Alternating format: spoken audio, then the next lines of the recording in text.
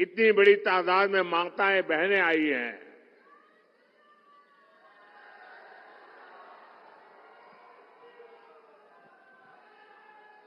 यहां से संदेश साफ साफ है और इस जोश, उत्साह, उमंग, ये साफ मतलब है फिर एक बार, फिर एक बार, फिर एक बार। साथियों, ये मेरा सौभाग्य है। कुछ बातें याद आ जाती है जब यहां आता हूं तो 2013 में जब भारतीय जनता पार्टी ने मुझे प्रधानमंत्री पद के उम्मीदवार के लिए घोषित किया, तब तो चुनाव घोषित नहीं हुए थे, लेकिन जब मुझे घोषित गया तो मैं रायगढ़ के किले पर चला गया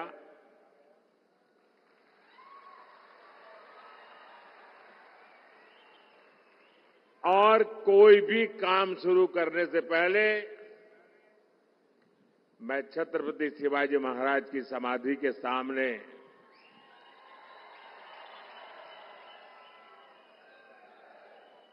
ध्यानस्थ होकर उस पवित्र भूमि पर बैठा था और उस समय छत्रपति शिवाजी महाराज की उस समाधि स्थल से मुझे जो प्रेरणा मिली, जो ऊर्जा मिली, उस पवित्र माटी ने मुझे जो आशीर्वाद दिए, उसी की बदौलत मैं पिछले 10 साल उन्हीं आदर्शों, विचारों को जीने का प्रयास करता हूं आपके लिए। कुछ न कुछ करने का प्रयास करता हूं। साथियों, सातारा ने छत्रपति शिवाजी महाराज के सुशासन को देखा है। सातारा की ये भूमि शौर्य की भूमि है। आज मिलिट्री अपशिंगे गांव हो या सातारा का कोई भी सैनिक परिवार हो, आत्मनिर्भर होती भारत की सेनाओं को देखकर वो सबसे ज्यादा खुश है। आज हमारी सेना के पास एक से बढ़कर एक मेड इन इंडिया हथियार है। अब आप ही बताइए भाइयों बहनों, ऐसे काम करके मोदी ने जिनकी दुकानें बंद कर दी, वो खुश होंगे क्या? वो खुश होंगे क्या? हथियारों के जिन दलालों को कांग्रेस की सरकार बहुत अच्छी लगती थी, वो कभी भी मोदी की वाहवाही करेंगे क्या? साथियों, मोदी ने सैनिक परिवारों को एक और गारंटी 1 रैंक 1 पेंशन की दी थी और मोदी ने ये गारंटी भी पूरी करके दिखाई। कोई कैसे भूल सकता है कि कांग्रेस ने 40 साल तक सैनिक परिवारों को 1 रैंक 1 पेंशन ओआरओपी उससे वंचित रखा। सिर्फ 500 करोड़ रुपए का जहां झुंझुना दिखाकर कांग्रेस कहती थी ओआरओपी लाएंगे, यानी आंख में धूल झोंकने में इनकी ऐसी मास्टरी है, झूठ बोलने में इनकी ऐसी मास्टरी है। आज बीजेपी सरकार ओआरओपी के 1 लाख करोड़ रुपए। अब सोचिए, वो 500 का खेल खेल रहे थे, 500 करोड़ का, आज 1 लाख करोड़ रुपए से ज्यादा अपने पूर्व सैनिकों को दे चुकी है। भाइयों और बहनों, देश 1947 में आजाद हुआ। कांग्रेस ने गुलामी की मानसिकता को फलने फूलने दिया। पूरी दुनिया छत्रपति शिवाजी महाराज की नौसेना का लोहा मानती थी। आज भी विश्व में जब भी नौसेना की दुनिया में चर्चा होती है, जो छत्रपति शिवाजी महाराज का नाम लिया जाता है। लेकिन इतने सालों तक आजाद भारत की नौसेना के झंडे में अंग्रेजों का निशान था। एनडीए सरकार ने, मोदी ने आकर के उस अंग्रेजी के निशान को हटाया। हटा करके रुका नहीं, मोदी ने तय किया कि झंडे का ताकत तब बढ़ेगी कि हमारी नौसेना के झंडे में अब छत्रपति शिवाजी महाराज के प्रतीक को स्थान दिया जाएगा। और दिया, डंके की चोट पर दिया। हमारी सरकार ने मराठा सेनाओं द्वारा बनाए गए ऐतिहासिक किलों को भी यूनेस्को की वर्ल्ड हेरिटेज साइट में शामिल करने के लिए नामांकन किया है। महाराष्ट्र का लोहगढ़ हो, सिंधुदुर्ग हो, या फिर मराठा सेनाओं द्वारा बनाया गया तमिलनाडु का जिंजी फोर्ट हो, इन सभी को वर्ल्ड हेरिटेज साइट की लिस्ट में लाने का हम प्रयास कर रहे हैं। मराठा विरासत की शान दुनिया में बढ़ेगी तो हम सबको गर्व होना चाहिए कि नहीं होना चाहिए? गर्व होना चाहिए कि नहीं होना चाहिए? दुनिया में डंका बजे तो गर्व होना कैसे नहीं होना चाहिए? लेकिन कांग्रेस को तकलीफ होती है कि मोदी ये सब काम क्यों कर रहा है। साथियों, सातारा ने बाबा साहब आंबेडकर, महात्मा फूले और सावित्रीबाई फूले के सामाजिक न्याय को गढ़ने में बड़ा योगदान दिया है। एनडीए सरकार ने 10 वर्षों में इसी प्रेरणा को सुशासन का आधार बनाया है। आप देखिए, कांग्रेस ने 70 साल में से 60 साल देश पर शासन किया, लेकिन बाबा साहब आंबेडकर का संविधान जम्मू कश्मीर पर लागू नहीं होता था। 370 की दीवार बनाई हुई थी। आपके आशीर्वाद से आपके सेवक मोदी ने आर्टिकल 370 को ध्वस्त कर दिया, कब्रिस्तान में गाड़ दिया। मोदी ने आर्टिकल 370 हटाया। आप मुझे बताइए, आपको गर्व होता है कि नहीं होता है? आपको गर्व होता है कि नहीं होता है? 370 हटा करके देश की शान बढ़ी कि नहीं बढ़ी? देश की एकता को ताकत मिली कि नहीं मिली? ये गारंटी मोदी ने आपको दी थी और मोदी ने वो गारंटी पूरी कर दी। अब जम्मू कश्मीर में मैं जरा जो लोग आरक्षण के नाम पर झूठ बोल बोल करके हमारे देश के लोगों को गुमराह करने में लगे हैं, मैं जरा चुभने वाला एक सवाल उनको पूछना चाहता हूं। इतने आरक्षण के गीत गा रहे हो, क्या जम्मू कश्मीर में रहने वाले आदिवासी, जम्मू कश्मीर में रहने वाले दलित, क्या वो आरक्षण के हकदार थे कि नहीं थे? जब देश के दलितों को आरक्षण मिल सकता है, देश के आदिवासियों को आरक्षण मिल सकता है, तो जम्मू कश्मीर में मेरे दलित भाई बहनों को, मेरे आदिवासी भाई बहनों को आरक्षण से वंचित क्यों रखा गया? संविधान वहां पर लागू क्यों नहीं किया? क्योंकि वोट बैंक की राजनीति आप पर हावी रही है।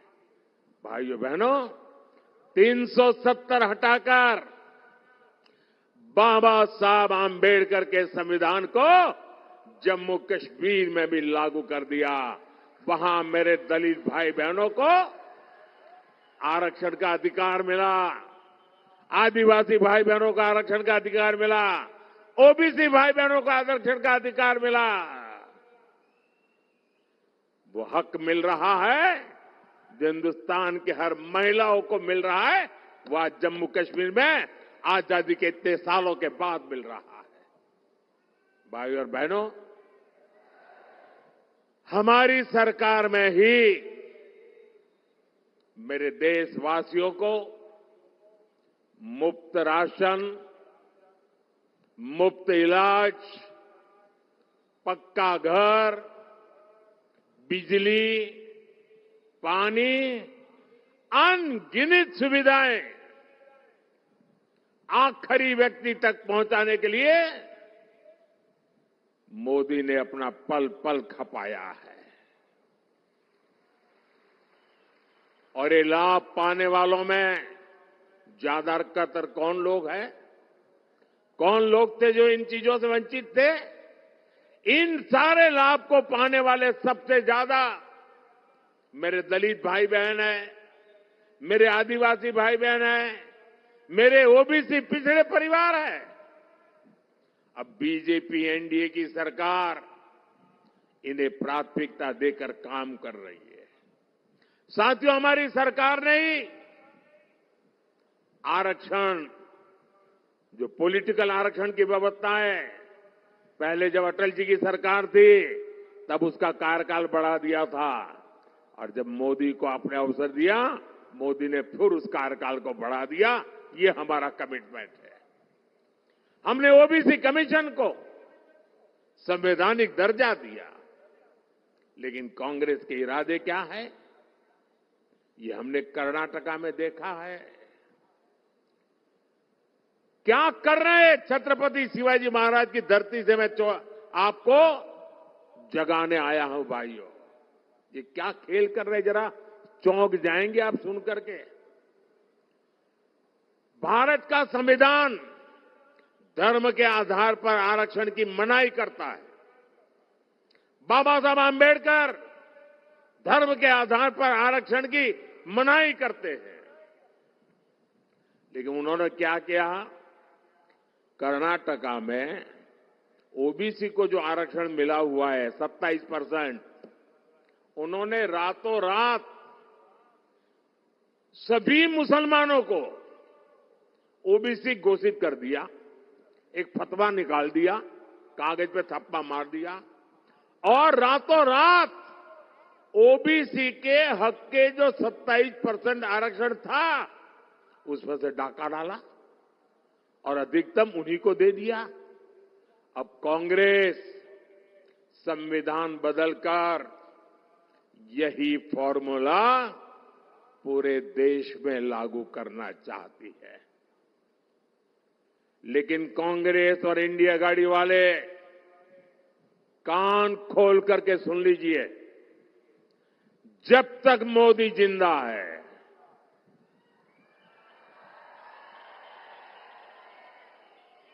जब तक जनता जनार्दन का मुझ पर आशीर्वाद है, धर्म के नाम पर आरक्षण लाने की आपकी कोशिश, संविधान को बदलने की आपकी कोशिश, मेरे जिंदा रहते आप नहीं कर पाओगे, लिख के रखना।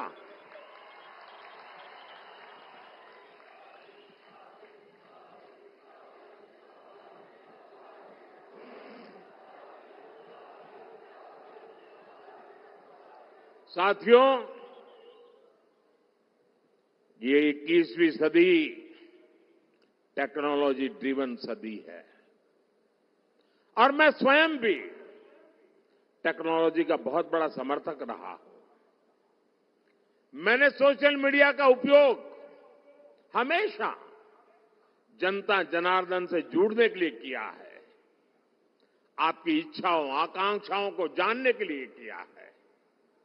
आप तक सरकार का कोई कार्यक्रम पहुंच रहा है या नहीं, उस पर सुधार की गुंजाइश क्या है, ऐसी फीडबैक के लिए मैंने सोशल मीडिया का उपयोग किया है।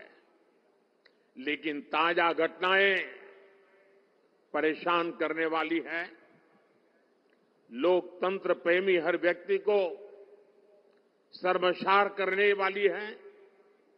जो लोग भाजपा से, एनडीए से मुद्दों के आधार पर, सच्चाई के आधार पर, अपने कार्य के आधार पर आमने सामने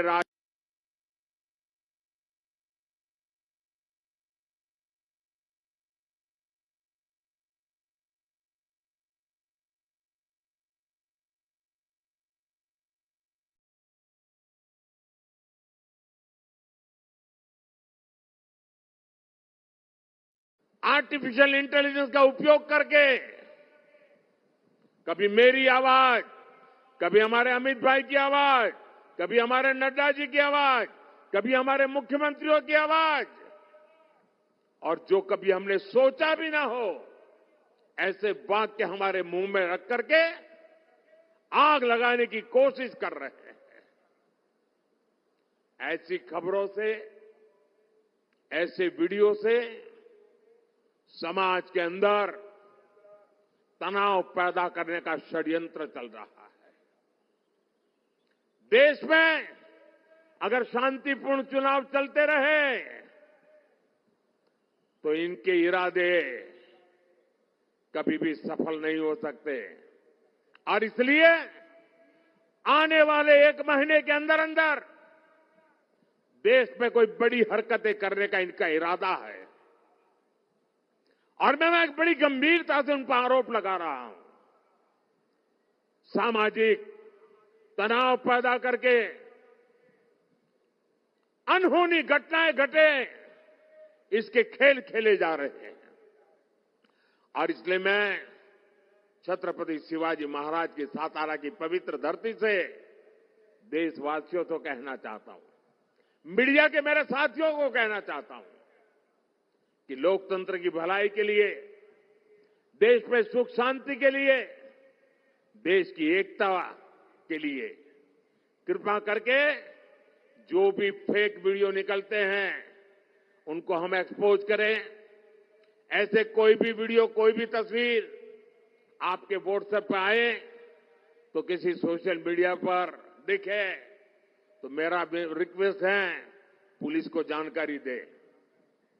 उसको फॉरवर्ड करने से पहले सोचिए, कहीं वो आपका भी नुकसान कर देगी, क्योंकि कानून बहुत कड़क है और मैं नहीं चाहता हूं कि निर्दोष नागरिक इसके शिकार हो जाए। और इसलिए ये फेक वीडियो, इन सब से हमारे समाज को बचाना हमारा दायित्व है। और ऐसे लोगों के विरुद्ध मैं इलेक्शन कमीशन से भी विशेष रूप से रिक्वेस्ट करता हूं कि आप उनके ओर के कठोर कार्रवाई करने के लिए कदम बढ़ाएं। सरकार पूरी तरह सच्चाई के साथ रहेगी, ये मैं देशवासियों को विश्वास दिलाता हूं। साथियों, हमारे यहां कांग्रेस ने स्वास्थ्य सेवाओं का ये हाल बना रखा था कि जिसको बीमारी हो जाती थी वो बदहाली तक पहुंच जाता था। बीमारी को बदकिस्मती मानने के अलावा कोई विकल्प बचा ही नहीं था। घर में किसी को गंभीर बीमारी हो जाती थी तो इलाज में खेत खलिहान तक बिक जाते थे, महिलाओं के गहने बिक जाते थे, कई कई 100 किलोमीटर दूर जाना पड़ता था, तब जाकर के कोई एक अस्पताल मिलता था। ये हालत बना रखी थी 60-70 साल के कांग्रेस के शासन ने। लेकिन मोदी ने स्वास्थ्य सेवाओं से जुड़ी परेशानियों को भाग्य के नाम पर नहीं छोड़ा। मोदी ने हर देशवासी को बेहतर स्वास्थ्य सेवाएं देने का संकल्प लिया। हमने देश में 20 से ज्यादा नए एम्स बनाए। बेहतर स्वास्थ्य सेवाओं का विस्तार करने के लिए हमने बड़ी संख्या में मेडिकल कॉलेज खोले। 2014 में देश में करीब 50,000 एमबीबीएस की सीटें थी, 50,000 डॉक्टर निकलते थे। आज हर साल 1 लाख से ज्यादा एमबीबीएस डॉक्टर्स पढ़ करके निकल रहे हैं। ये डॉक्टर छोटे शहरों, ग्रामीण इलाकों में भी इलाज का बड़ा माध्यम बन रहे हैं। आयुष्मान आरोग्य मंदिरों के जरिए आज गांव में स्वास्थ्य सेवाओं का विस्तार हो रहा है। यहां सातारा में लगभग 400 से ज्यादा आयुष्मान आरोग्य मंदिर बने हैं। अस्पतालों के बेहतर नेटवर्क के अलावा गरीब और इलाज का बोझ न आए, उन पर मुसीबतें न झेलनी पड़े, ये मोदी ने इसकी गारंटी दी। यहां सातारा में 15 से ज्यादा जन औषधि केंद्रों पर 80% डिस्काउंट से दवाइयां मिल रही है। जो दवाई 100 रुपए की कीमत है वो सिर्फ 20 रुपए में मिलती है। आज करोड़ों लोगों के पास 5 लाख रुपए मुफ्त इलाज का आयुष्मान कार्ड है। और मैंने एक और गारंटी दी है, आप घर घर तक पहुंचाना। किसी भी परिवार में, किसी भी जाति वर्ग विशेष, कोई भी परिवार, आपके घर में 70 साल की ऊपर के कोई जो भी व्यक्ति होंगे, अब उनकी बीमारी का खर्चा जो आपको करना पड़ता है, अब वो खर्चा आपको नहीं करना पड़ेगा, ये आपका बेटा मोदी करेगा। यानी कोई गरीब हो, मध्यम वर्ग से हो या उच्च वर्ग से हो, अगर 70 वर्ष से ऊपर का है तो आयुष्मान योजना के दायरे में आएगा और उसको लाभ मिलेगा। भाई और बहनों, सत्ता को अपने खानदानी जागीर समझने वाले आपकी इस तकलीफ को कभी नहीं समझ सकते। ये चिंता वही कर सकता है जो आपके बीच रहा हो, जिसने आपकी तकलीफों को देखा हो, जिसने आपकी तकलीफों को जिया हो। साथियों, कांग्रेस सरकार का रवैया गरीबों को लेकर क्या होता था, इसका अंदाजा आप उनकी नीतियों से लगा सकते हैं। आज हमारी सरकार 80 करोड़ जरूरतमंदों को हर महीने मुफ्त अनाज देती है। और जब से कोरोना आया तब से चालू किया और आने वाले 5 साल की भी गारंटी दी है। एक भी नया पैसा लिए बिना मुफ्त अनाज देते हैं। लेकिन जब कांग्रेस की सरकार थी तब लाखों टन अनाज सरकार के गोदामों में सड़ता था, पानी में बिकता था और कांग्रेस सरकार उसे गरीबों को देने को तैयार नहीं थी, मना कर दिया था। इतना ही नहीं, सुप्रीम कोर्ट ने कहा था, सुप्रीम कोर्ट ने हस्तक्षेप किया था और सुप्रीम कोर्ट ने कहा था कि कांग्रेस सरकार अनाज गरीबों में बांटे। लेकिन तब कांग्रेस सरकार के प्रधानमंत्री डॉक्टर मनमोहन सिंह जी ने क्या कहा आपको सुनकर के चौंक जाएंगे। उन्होंने कहा था कि सुप्रीम कोर्ट इस मामले में दखल न दे, यानी अनाज सड़ता है तो सड़े, गरीब भूख से मरता है तो मरे, लेकिन कांग्रेस सरकार गरीबों को अनाज देने को तैयार नहीं थी। ये कांग्रेस की असंवेदनशीलता थी। और इसलिए ही आज जब मैं 80 करोड़ जरूरतमंदों को मुफ्त राशन दे रहा हूं, तो कांग्रेस को सबसे ज्यादा दिक्कत होती है। भाइयों और बहनों, तुष्टीकरण के आगे घुटने टेक चुकी कांग्रेस ने एक और बड़ी घोषणा, खतरनाक घोषणा की है। ये कांग्रेस कह रही है आपके खेत, आपके घर, आपके परिवार में माताओं बहनों के गहने, उनके मंगलसूत्र, कांग्रेस कहती है अब एक्सरे करेंगे, एक्सरे। आपके लॉकर में क्या पड़ा है एक्सरे करके देखेंगे, आपके घर में क्या पड़ा है एक्सरे करके देखेंगे, यानी घर घर छापामारी करेंगे और आपकी संपत्ति जब्त करेगी। एक लिमिट से ऊपर आपके पास जो भी है उसको लूटने का कांग्रेस सरकार इरादा रखती है। और उनकी जो खासम खास वोट बैंक है ना, उनको मजबूत करने के लिए उनको बाढ़ देंगे। मैं जरा सातारा के भाई बहनों को पूछना चाहता हूं, क्या आप ऐसा होने देंगे? आप ऐसा होने देंगे? क्या आपको इस प्रकार की नीतियां मंजूर है? ऐसा सोचने वाले लोग देश की राज में होने चाहिए। मोदी का प्रयास है कि देश में हर बहन के नाम पर कोई न कोई प्रॉपर्टी हो, इसलिए घर बहनों के नाम पर दिए जा रहे हैं।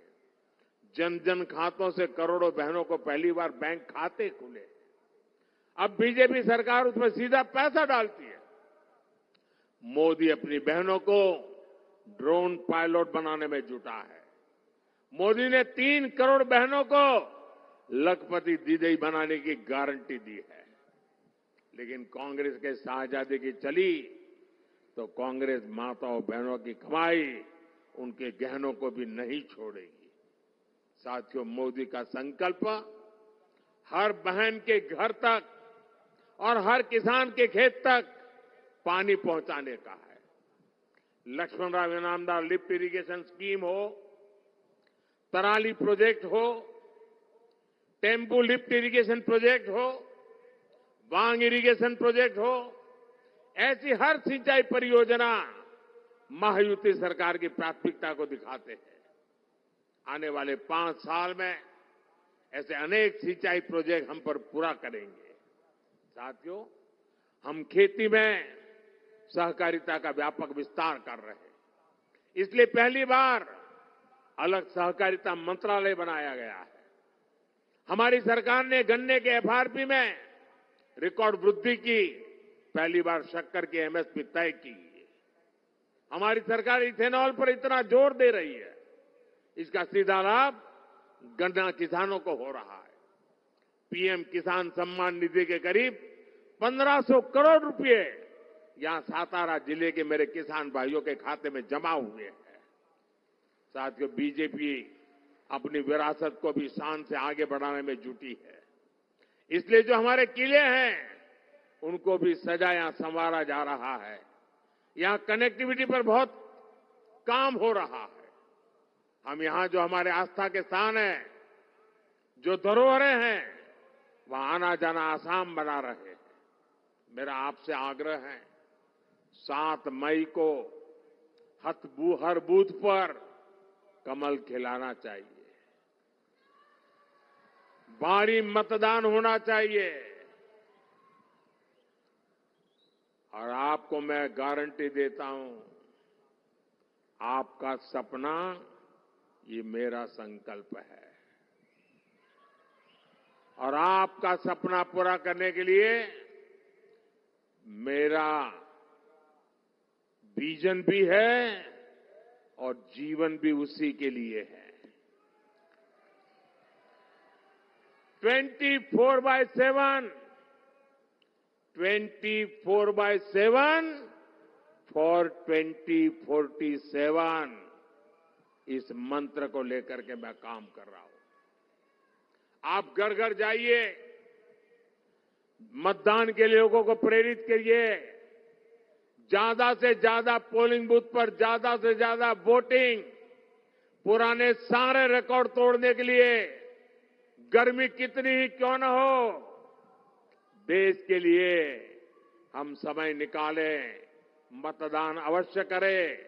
क्या आप मतदान बढ़ाएंगे? घर घर जाएंगे, पोलिंग बूथ जीतेंगे? अच्छा, मेरा एक काम और करेंगे, मेरा एक पर्सनल काम करेंगे आप? जरा हाथ ऊपर करके बताएं तो मैं मानूं। करेंगे? करेंगे? अच्छा, घर घर जाइएगा और कहिएगा कि मोदी जी सातारा आए थे और परिवार के सबको नमस्कार कहा है। मेरा नमस्कार पहुंचा देंगे? हर परिवार में मेरा नमस्कार पहुंचा देंगे? बोलिए भारत माता की, भारत माता की, भारत माता की। बहुत बहुत धन्यवाद।